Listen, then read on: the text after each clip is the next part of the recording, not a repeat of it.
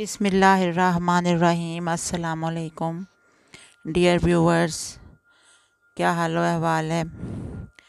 آج میں آپ کے لیے ایک ایسا وظیفہ لے کر آئی ہوں جو کہ بخار کی شدت کو کم کرنے کا وظیفہ ہے۔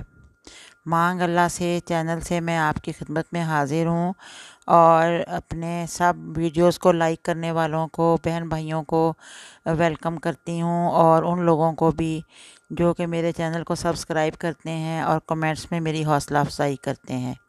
اللہ تعالیٰ سب کو خوش رکھے۔ وہ مجھے اس قابل سمجھتے ہیں کہ مجھ سے وظائف بھی پوچھتے ہیں اور میں ان کے رپلائی بھی کرتی ہوں۔ تو اب یہ ہوتا ہے کہ بعض اوقات کچھ لوگوں کو یا بچوں کو اتنا تیز بخار ہو جاتا ہے کہ بخار ان کے سر کو چڑھ جاتا ہے اور ان کی طبیعت بہت زیادہ خراب ہو جاتی ہے، اتنی زیادہ کہ کوئی حد نہیں۔ کہ بخار کی تیزی جو ہوتی ہے، ظاہر ہے کہ وہ بہت تکلیف دیتی ہے۔ اللہ تعالیٰ سب کو محفوظ رکھے۔ تو جب بھی کسی کو خدا نخواستہ گھر میں تیز بخار ہو جائے اور وہ اترنے کا نام نہ لے یا بہت تیز بخار ہو جائے، تو آپ نے تا کا داد میں جب تک بخار نہ اترے یہ آیت 101 بار پڑھ کے پانی پہ دم کر کے مریض کو پلائیں، انشاءاللہ بخار کم بھی ہو جائے گا اور اتر بھی جائے گا۔ جب تک بخار نہ اترے اس پہ عمل کرتے رہیں۔ یہ سورۃ انبیاء پارہ نمبر 17 میں سورۃ الانبیاء ہے، اس کی آیت نمبر 59 ہے، 69۔ قُلْنَا يَا نَارُ كُونِي بَرْدًا وَسَلَامًا عَلَىٰ ابراہیم۔ یہ آپ کو سکرین پر بھی نظر آ رہی ہوگی۔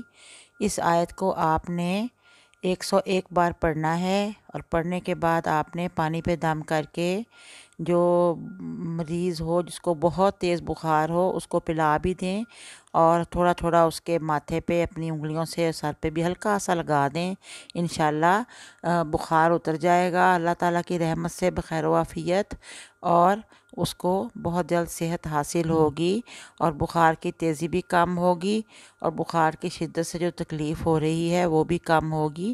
قرآن پاک کی آیات میں بہت اثر ہے۔ اللہ تعالیٰ ہم سب کو عمل کرنے کی توفیق دے، اور یہ جو وظیفہ جس کو ضرورت ہو وہ اس کو کر سکتا ہے، کوئی پرابلم نہیں، اس کی کوئی اجازت وغیرہ نہیں ہے۔ اور جو بخار کا پیشنٹ ہو اس کی طرف سے صدقہ بھی ضرور دیں، بڑا گوشت دے دیں یا کسی کو کسی غریب کی ہیلپ کر دیں، یا جس طرح سے بھی کسی کو کھانا کھلا دیں، 10 لوگوں کو یا 5 لوگوں کو، حسب توفیق جو بھی ہو صدقہ ضرور کریں۔ صدقہ جو ہے یہ بہت زیادہ فائدہ دیتا ہے اور انسان کی تکلیفیں، بیماریاں، پریشانیاں جو بھی ہوں اللہ تعالیٰ صدقے کو قبول فرماتے ہیں اور وہ سب دور ہو جاتی ہیں۔ اب میں آپ سے اجازت چاہتی ہوں، اللہ حافظ، پھر ملاقات ہوگی انشاءاللہ۔ صلی اللہ علیہ وآلہ وسلم۔